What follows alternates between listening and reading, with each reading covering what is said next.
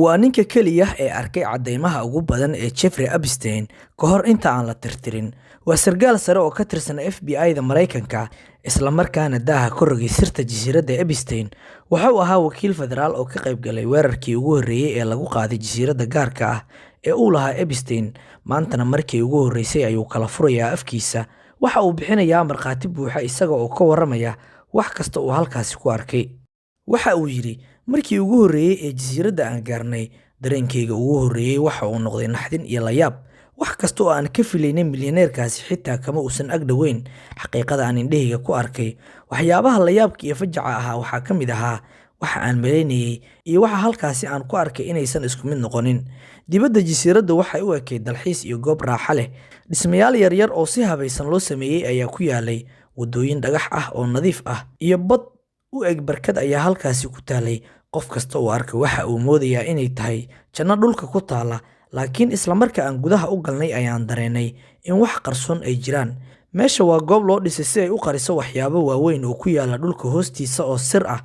Waxa ugu horreeyay ee indhahaygu ay qabteen waxay ahaayeen marinada dhulka hoostiisa mara, shabakad lamood, dhismayaal badan oo isku xiran oo weliba si xeeladaysan loo diyaariyay, taas oo ka dhigaysa dhaqdhaqaaq kasta mid fog oo kormeer iyo raadlaac leh oo aan lagu degdegi karin weliba.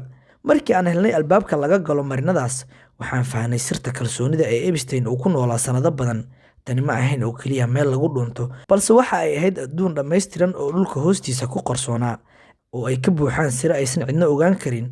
Dhammaan qolalka dhexdooda waxaa ku jiray qol weyn oo aan weligay maskaxdayda ka bixi doonin. Qol lagu hayn jiray gabdho isku dayay inay baxsadaan. Bilowgii ma aanan fahmin faahfaahinta, balse baaritaanadii xigay ayaan daaha ka rognay sheekooyin cabsi leh. Isku dayo badan oo baxsad oo quus iyo waali iskugu jiray.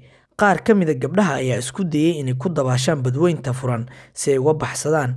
Mid kale ayaa isku dayday inay ku dhuumato gaari sahay waday oo uu ka soo galayay dhanka dekedda, iyadoo markaasi rumaysnayd in sidaasi ay ku gaari doonto dekedda weyn. Gaarigii ayaa 2 maalmood halkaasi aan ka dhaqaaqin.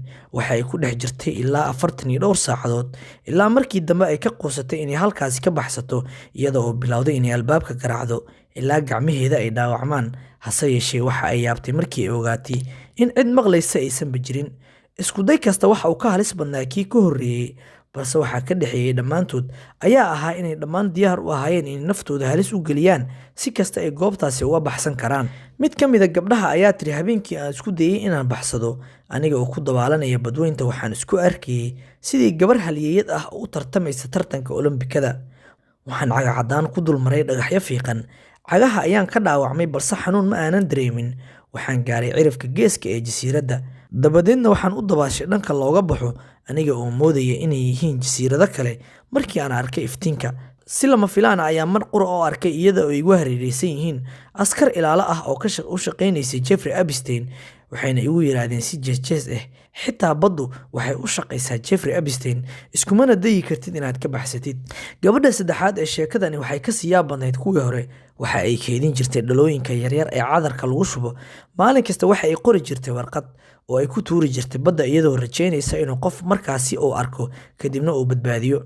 Waxa ay tiri, ma arko farqi u dhexeeya inay mar kale ay qabtaan ama inaan toos u geeriyoodo.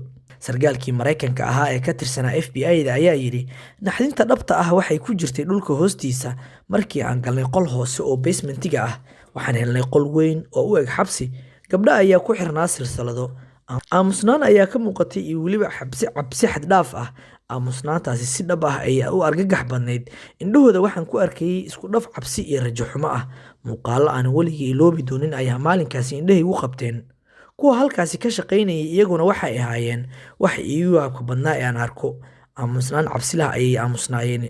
Indhahooda kor uma aysan qaadi karin. Su'aal ma aanan weydii jirin, sida iyaga oo qayb ka ah dhismaha laftiisa.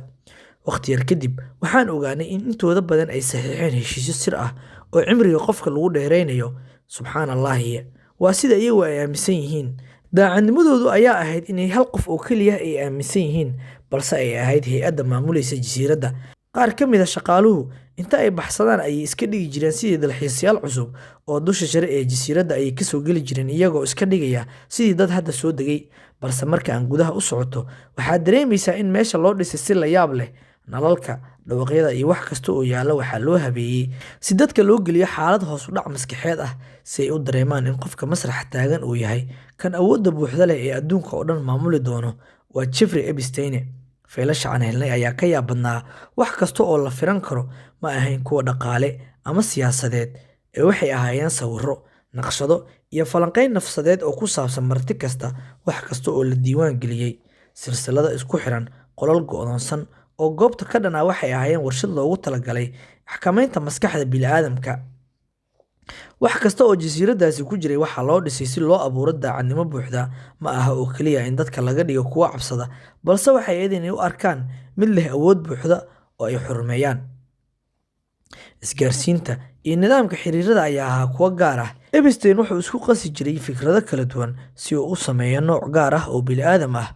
Wuxuu isku dayay inuu sameeyo wax aan dunida horey looga samaynin. Mashruuca uu ku doonayo inuu ka abuuro diin cusub ma ahayn oo keliya dambiile. Waxa uu isku dayay inuu dhiso falsafad iyo nidaam gaar ah oo dunida ku cusub.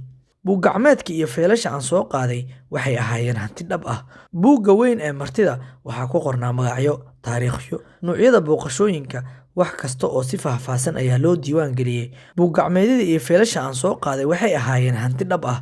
Buugga weyn ee martida waxaa ku qornaa magacyo, taariikho, noocyada booqashooyinka, wax kasta si faahfaahsan ayaa loo diiwaan geliyey. Waxaan indhahayga ku arkayay magacyada. Dhammaan magacyada warbaahinta ka hadlaysay ee loo haystay arrimo sir ah ayaan la xaqiijiyey. Ma ahayn hadal oo keliya, ee waxa ay ku qornaayeen warqad iyo qalin, sida in aysan u baahnayn fasiraad kale. Maanta jasiiraddu waxay u muuqataa mid dhimatay. Dhismayaashii waa la dumiyey, laakiin waxa dhulka hoostiisa yaalla weli waa ay jiraan. Jasiiraddu ma aysan baabi'in, mana baabi'i doonto. Waa hubaal, waxayna sii ahaan doontaa qayb ka mid ah xaqiiqada ay dadka qaar isku dayeen inay qariyaan. Waxbaan baarnay balse ma aanan soo gabagabayn. Sheekada runta weli waxay sugaysaa qof leh geesinimo uu ku muujiyo wax saxda ah ee jira. Waxaan halkaasi ku arkay ma ahayn oo keliya musuqmaasuq bini'aadanimo oo caadi ah. Waxay isku day nidaamsan oo lagu abuurayo falsafad cusub ama diin cusub ama bini'aadan cusub. Qof loola dhaqmayo sidii in laga awood badan yahay ama xakamad buuxda lagu hayo nafsadiisa. Wax kasta oo jasiiradaas yaalla si taxaddar leh ayaa loo dhisay. Dhaqdhaqaaq kasta waxaa la xisaabiyey. Albaab kasta, qol kasta iyo marin kasta dhammaantood waxaa loo qaabeeyey xakamayn iyo talis. Jasiiraddu inkastoo ay ahayd goob la dumiyey. Jasiiraddu inkastoo ay tahay goob la dumiyey, weligeed waxay ahaan doontaa markhaati ka sheekeynaya runta ay qaar isku dayeen inay aasaan ama ay qariyaan. Haddaba saaxiib, haddii ay tahay soo booqashadaadii koowaad ee boggaaga Xalana Media nagu soo bir oo ka mid noqo saaxiibada halkan ku xiran oo ku mahadsantahay la jaanqaadka.